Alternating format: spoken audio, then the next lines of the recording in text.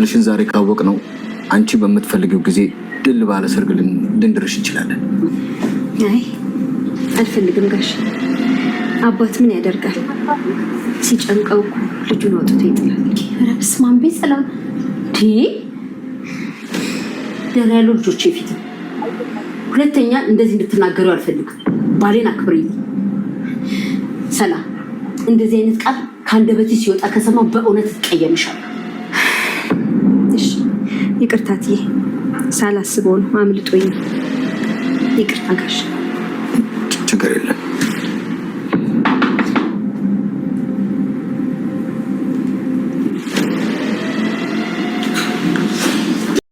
ጃብረን ይልቲ ባለለም እኮ መጣ። ኧረ መጥቼ እኮ አይደለም አግኝቼሽ። እባክህ ሲጀመር ተከትለኝ ነው የመጣው። እንኳን ይችን የቢንቢ አንድ አይንም እናውቃለን። ቤተሰብ ናችሁ? ከቢንቢዋ ጋር እንዴ አታውቅም እንዴ? አሁን ማታ ማታ እኮ ስተኛ ጢዝም ብለው በጆሮክ መጥቼ ነው እኮ ነው። እንደዚህ አይነት ቦታ ግን ይመችሻል? አዎ ምን ነው ሳታውቅ አይመስልም አሁን የመጣው። ምናልባት ኤቢ ሽሽት ሊሆን ይችላል። ናታን ስነ ስርዓት፣ ኤቢን በክፉ እንዳትናገርብኝ ከዚህ በኋላ።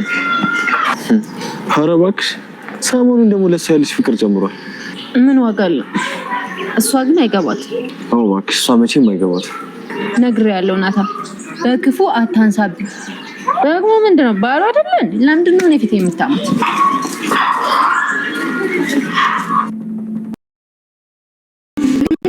ንፋሱ እንዲያረገሽ። ኧረ እባክሽ፣ ከንፋስ ከተረገዘ እንግዲህ ገልበሽ መሞከር ነው አይደል? እኔ ዳንቺ መች ወንዳጣው አልኩሽ። መምረጥ ነው እንጂ ተቸገርኩት። ይልቅስ ይኸውልሽ ልጅ በልጅነት ነው። አግቢና ውለጂ። እንዳንቺ በአባቱ የሚያፍር ልጅ ግን አልወልድም። ኧረ ይቢ ስለፈጠረሽ ተይኝ። አልተውሽም። ሰሚኛለሽ? ከዚህ ቤት ነው የማባረርሽ። በተለይ ደግሞ አባቱን ማታስተዋውቂኝ ከሆነ ይቅር ይበልሽ። ምን አትፍቺን ይቅር የሚለኝ? ይኸውልሽ ለማንኛውም ነገ አባቱን አምጥተሽ ማታስተዋውቂኝ ከሆነ እዚህ ቤት ያልጠበቅሽ እኮ ነው የሚከሰተው።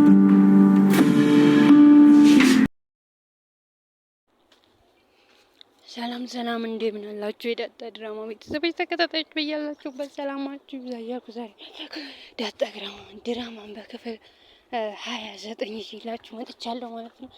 እሱ ምን መሰላችሁ እንግዲህ በባለፈው ሳምንት ጋሽና ሰላምዬ ማነው ደረጀና ሰላምዬ ያው እየተጨቃጨቁ ነበር። የተለያየ ነው ልጄን ቤት ውጭና ተከራይቼልሽ ተቀማጪ ምናምን በሚለው ማለት ነው።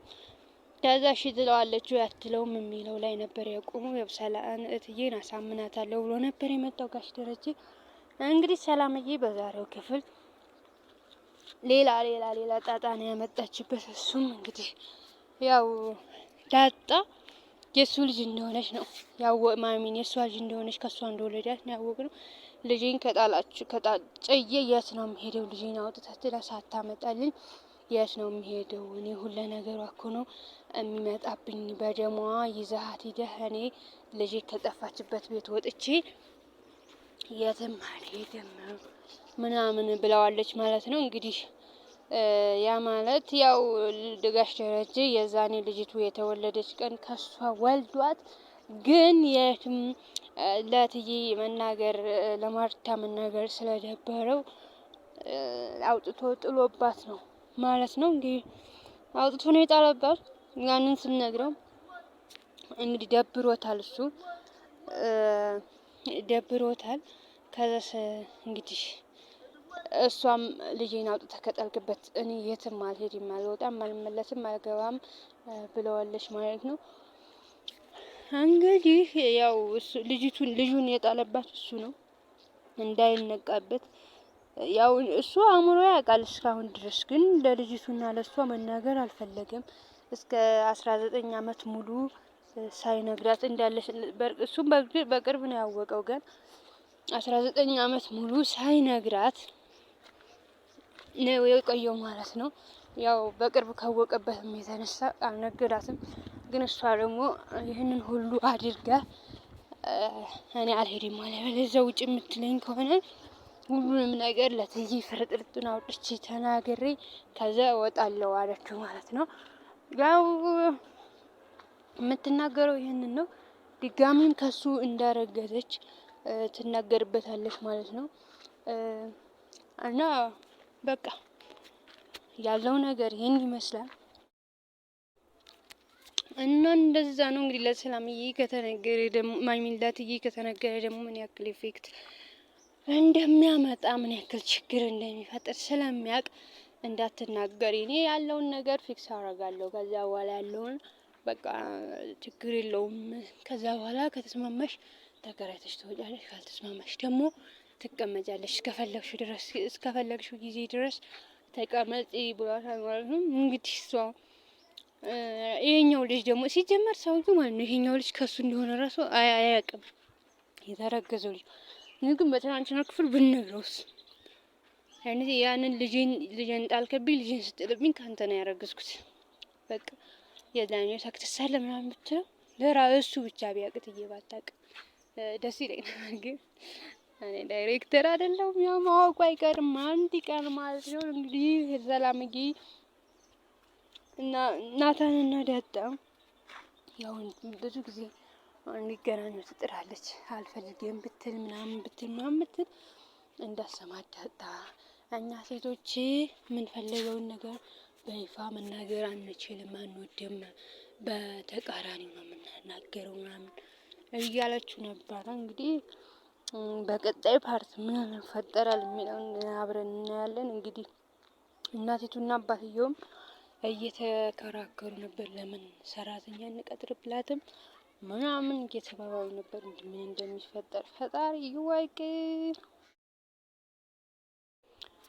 እና ሌላው ደግሞ ምን የቀረ ፓርት አለ መሰላችሁ?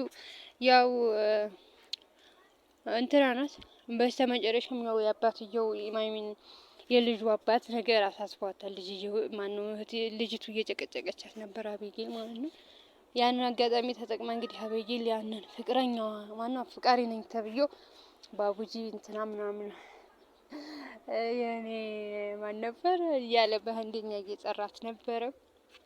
እና እንግዲህ የአቤጌል እንትኗ ሊሰራላት ነው መሰለኝ፣ ግን መጨረሻ ላይ የምትዋረድ ነው የሚመስለኝ ልጅቷ ማለት አቤጌል። ምክንያቱም ሰላምዬ አጋጣሚውን ተጠቅማ እንግዲህ እነዳጣ የሚቅርብሽ ብሏት እንደዚህ እያለች ነበረ። ያው ይሁነኝ ምናምን እያለቻት ነበረ። ግን እሱ አጋጣሚውን ተጠቅማ ያንን ነገር ለማድረግ ሞክራ ነበረ። ግን መጨረሻ ላይ የሚነቀባት ነው የሚመስለኝ እና በቃ